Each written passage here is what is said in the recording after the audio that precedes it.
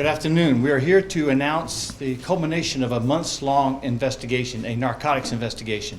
In January, we tried to reestablish our partnerships with the federal government. That's DEA, ATF, and a number of the partners that we have here that I'll identify right now. We have DEA, Jamie Terra here with us. We have FBI, Ian Kaufman here. We have from the Pensacola Police Department, Kevin Chrisman here. We have the IRS here. All of them participated to a great deal on this investigation. This investigation lasted about 4 months long. There were others that assisted during the execution of some search warrants that I will get into just a little bit later. As I mentioned before, we were experiencing some violent crime in January. And because of that, we decided we would partner up now and try to stop some of this violent crime, because a lot of it is narcotics related, as you know and as you'll soon find out. As a result of this investigation, I am proud to announce that we served 11 search warrants. 11 search warrants were served last Thursday simultaneously. 9 of them were served in Escambia County, 2 of them were served in Santa Rosa County.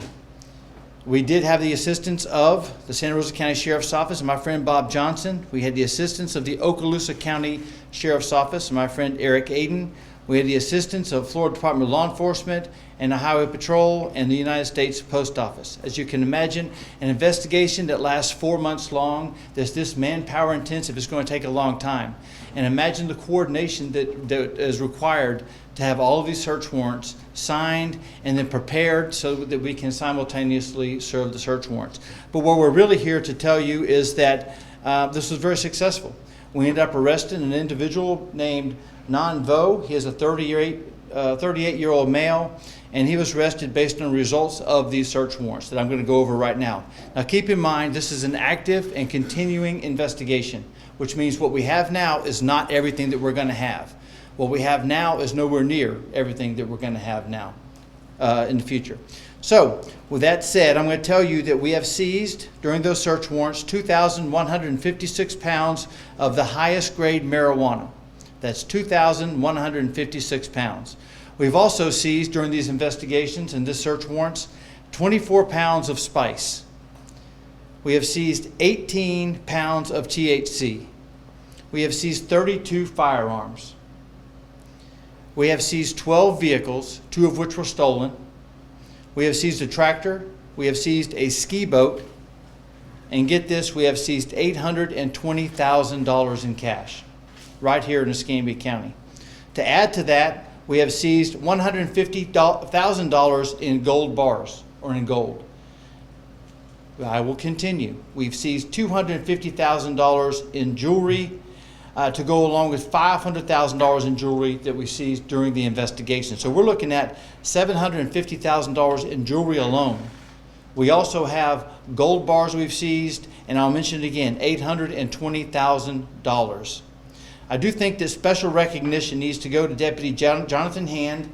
Jonathan Hand here somewhere, but he's one of our best and brightest right here at the Escambia County Sheriff's Office. I'd also be remiss if I did not mention Agent Matt Skinner with the FBI. Matt's here as well, and also Lieutenant Mike Workman, who's over our narcotics unit. Again, I want to reiterate that this investigation began because of a series of violent crimes we had earlier this year. When you deal with marijuana at this level, violence will ensue. And that's why, as you can imagine, they had the 32 firearms, all this equipment, and we're talking about several $1 million worth of assets that we have either seized or in the process of seizing or will seize in the continuing months when we finish this investigation. I would like to, right now, before I finish my comments, turn it over to Jason Cootie. He is the acting U.S. Attorney for the Northern District of Florida. Thank you, Sheriff. Good afternoon, everyone. I won't speak long, but I would echo the comments that the Sheriff has made. The citizens of this community can rest assured to know that the partnership the Sheriff referenced is strong. It's thriving. And what you will see from the photos that the Sheriff will demonstrate in a moment that it came from the search warrants last week demonstrate a collaborative effort of every law enforcement agency at each level, be it on the local level, as the Sheriff said, with the Escambia County Sheriff's Department taking the lead, that of the Pensacola Police Department in tandem, in addition to the Santa Rosa County Sheriff's Department and the Okaloosa County Sheriff's Department. Beyond those local partners, they had the assistance of our state counterparts, specifically the Florida Department of Law Enforcement, the Florida Highway Patrol, and then our federal partners, the Drug Enforcement Administration, the Federal Bureau of Investigation, the Bureau of Alcohol, Tobacco, and Firearms, the Internal Revenue Service, Criminal Investigations, and the United States Postal Inspection Service, all working in tandem to make sure that the citizens of this community know that that partnership is as strong as it could ever be, and the results of this investigation, as I indicated, demonstrate that fact. Ultimately, what you will find, as the sheriff indicated, one individual has been arrested. He has been arraigned, made his initial appearance, and has been detained pursuant to the court's order. As is any criminal defendant, he is presumed innocent until proven guilty. As the sheriff indicated, this is an ongoing investigation. As such, there may be questions that you may ask that we may not be able to provide you information to. I hope you can appreciate that, but to the extent possible, after the sheriff makes his final comments, we will take some questions. And I thank you for the opportunity, Sheriff. Thank you, Jason. As we mentioned before, I don't know that I could adequately tell you the number of hours that it takes to do an investigation like this. I mentioned it was 4 months long. The Escambia County Sheriff's deputies, the U.S. Attorney's Office, again, FBI, ATF, DEA, and the Pensacola Police Department were working this nonstop for the last 4 months. In fact, I have to give credit to the rest of the Escambia County Sheriff's Office. The men and women stepped up because our narcotics unit was busy doing this type of investigation. A couple months ago, we partnered with the Pensacola Police Department. Chief Chrisman was here, and we talked about the ability to do longer-term investigations, the types of investigations that lead to violent crime. You know, we seized a number of weapons in this particular investigation, and again, we cannot underscore the importance of the fact that there were guns involved, there was violence involved, and that led to the investigation as you see it today. But again, the men and women in the Escambia County Sheriff's Office, I could not be more proud of. This is a monumental investigation for the Escambia County Sheriff's Office. We do not know of a larger scale investigation whose results are greater than the ones that you will see right here today. So again, it's still ongoing, but let me give you a better idea with some illustrations. We have some pictures over here on the board to kind of let you know some of the stuff that we found. The first picture is from one of the houses. This is the house on Klondike. You got some word that we went out there and did a search warrant on Klondike, but this is looking into one of the few safes that were located there. And as you can tell, this is all very well packaged marijuana. There are small yellow stickums that indicate different strands of the marijuana. So this is not something that they have not perfected. This is not something that that you just get out on the streets on a normal situation. So what's the next picture? Next picture is how they bottle some of this stuff. We mentioned some THC oil. We mentioned the different strands. They were more or less a one-stop shop for high-quality marijuana of any type. The jars on the left contain what is called moon rocks. Moon rocks apparently is to help you go to the moon, you know, if you're into that sort of thing. So anyways, what they do is take marijuana, dip it into THC, and it enhances the euphoria. Crazy if you do it, but apparently it's a thing now. It doesn't happen to be mine. What's next? All right, we talked a little bit about the guns, and when you are trafficking in this much drugs and you have $820,000 worth of cash, you have $750,000 worth of jewelry, you have gold bars, you have 13 cars, you have all this assets. You have to have something to protect yourself. I already told you that this investigation over the last several months that we are aware of did result in some gun violence, and right here in Escambia County. So what you're seeing here is the inside of one of the safes, and as you can see, these are some rather large firearms. I think a couple of them were stolen as well.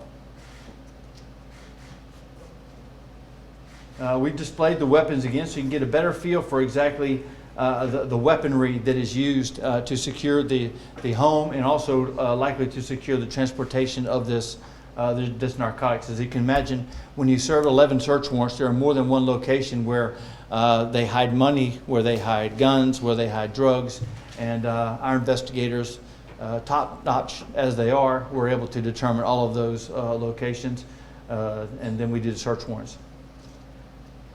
We talked about a lot of money. And when you think of a drug dealer, you think of a drug dealer with a suitcase full of money. That picture on your left there is a suitcase full of money. It is $500,000 or so. And on the right, as you can see, we felt like everything that's in this house was the proceeds of drug trafficking. And so we took their tractor and we took their little ski boat over there to the right. Speaking of transportation, I'm not a car enthusiast, but apparently the car on your right, some sort of an Audi, very expensive sort. And the car on the bottom is a Porsche, also a very expensive vehicle. We have seized both these vehicles in addition to the other vehicles that we have. So is that the last picture? Yes, sir. I think it's pretty clear that the lifestyle that they're living. I can tell you that there will be marijuana will be a little harder to come by here in Escambia County. Even if it's temporary, the marijuana will be hard to come by. But I think that it's safe to say that for Mr. Vo, his days of living large, of fancy car driving, gold jewelry wearing, lavish lifestyle living, his Ric Flair days are over. That's what I'll tell you. He's going to be answering to some of the crimes that we feel like he committed. And with that, we will tell you and remind you really that this investigation continues, and also remind you that there are some things that we cannot say. So with that, we'll open it up for questions. Yes, sir. I just have a couple technical questions to start off with. What was he charged with? At present, Mr. Vo has been charged with possession with intent to distribute a controlled substance. As the sheriff indicated, the investigation in its state will likely result in additional charges, but that is the charge currently. And there was only one count. He's been charged by criminal complaint with that one count at this time. Okay. And Sheriff, can you explain the difference between THC, oil, synthetic marijuana, and marijuana? I could, but I don't know if we have time for all of that. I think it's just important to note that there are different levels of marijuana.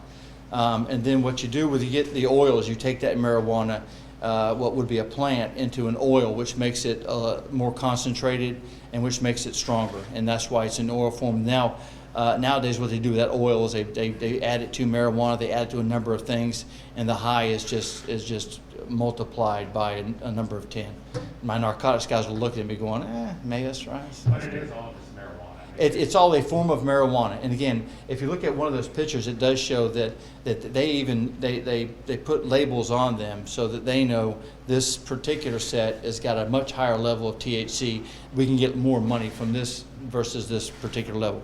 I spent probably 14 years in narcotics, and things change. They continue to evolve. But back then, good marijuana would get you a little higher rate. But now we have so many different strands. We have so many different opportunities for the drug dealers. Again, we talked about the oil and the moon rocks. We combine all these things. They still go old school and add some of this stuff to cigars and blunts and stuff. And so it's just a number of things. I think it would be a bit confusing. All you really need to know, quite honestly, Colin, is that it's all a form of very high-grade marijuana.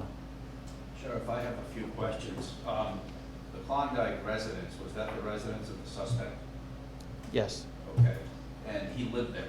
Well, I mean, I can't tell you that's the only residence. I can tell you when we hit 11 search warrants, there are properties that belong to a number of different people or a number of different names. So while I would say that that was his residence, I don't know that I can say where he slept the night before. I can tell you that he had a lot of boats, a lot of cars, a lot of drugs, a lot of guns, and a lot of safes. So that sounds like a home.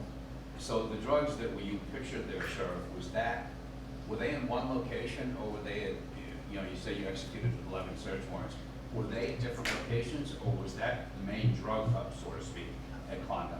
Yeah, I can tell you, again, the investigation continues, but I can tell you that the majority of what I announced was from, the drug-related stuff was from Klondike. But there was at least one other large home, a large seizure from a home, and then there was, we had a little bit of something from every location. But again, I would say that it's safe to say that the Klondike was the main hub, if you will. So one more question, Sheriff. So you would have people coming to the home, buying marijuana from that location, and was he selling to dealers, so to speak, or was it more or less just like people from the community just coming up and buying pot? I mean, was that the scenario? Is that the scenario? This is not your typical drug dealer. This is not the person that people would knock on the door and ask if they have a dime bag of marijuana. That's not what we have here. We have an individual that distributes to people that are in the 100-pound distributor range. This is not a flea market situation here. This is a major drug dealer who has major ties throughout the country. Wow. Right. And do we have his full name and his mugshot? Is that gonna be available to us? I don't have it. He is in Okay. federal prison, so that would be up to Mr. Cody. I think that there may well be some pictures out there of him, Okay. but I think he may be in Santa Rosa County Jail. He's in Santa Rosa County Jail. All right. Anything else? Colin? And so you believe that this guy is the head of a network of people? I mean, like you chopped off the head of a criminal organization in a way with his arrest. I think it's safer to say that this is a major player in Northwest Florida.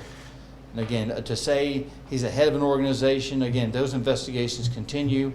I think we're not finished where we're at, and they're rather mobile. So I think that the best thing to say at this point is that we made a significant impact to the Escambia County community, and we could not have done it without the partners that you see behind me.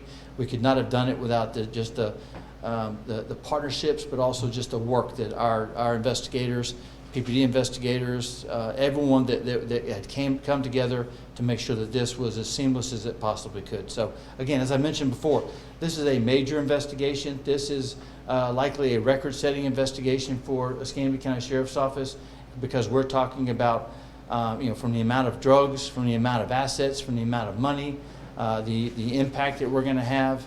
And then it's just a great job done, and it can only be done through these partnerships that we've established just in short time, and the sky's the limit from here.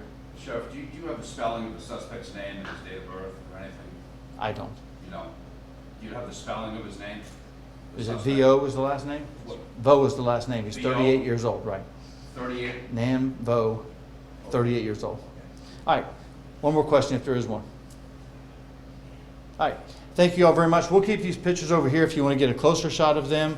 And again, just remember that the investigation continues, and Escambia County is safer today than it was a couple weeks ago. Thank you all very much.